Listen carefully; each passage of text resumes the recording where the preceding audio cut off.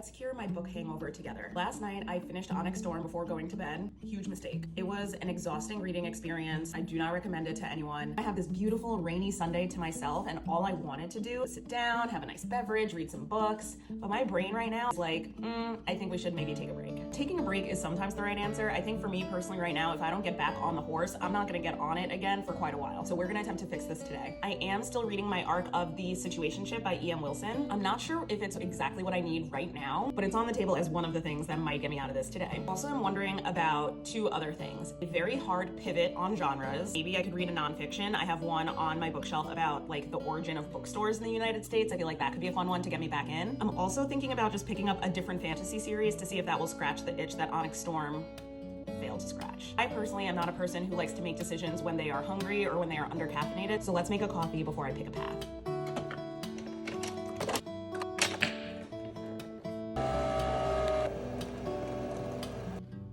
I'm feeling much better. I've had a couple sips of my Americano, and I've decided I'm gonna start Master of Me by Kiki Palmer, because who better to get you out of a bad mood than Kiki? I'm feeling very optimistic that this book hangover is gonna be cured in like an hour.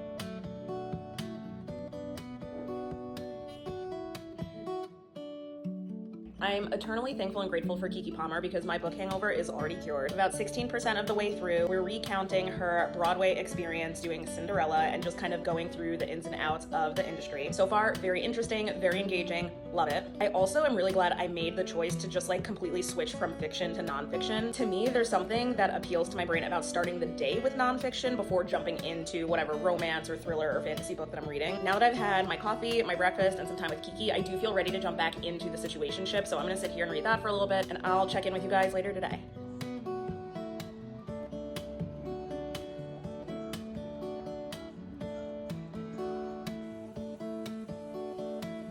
It's 6 p.m. I've accomplished quite a bit today. 60% through The Situationship. Kindle estimates I have like an hour and 40 minutes left, so I'm gonna hopefully finish that before bed tonight. I have meal prepped, I've done my laundry, I filmed my book haul, so I have nothing left on my agenda except to read, eat dinner, and put my laundry away.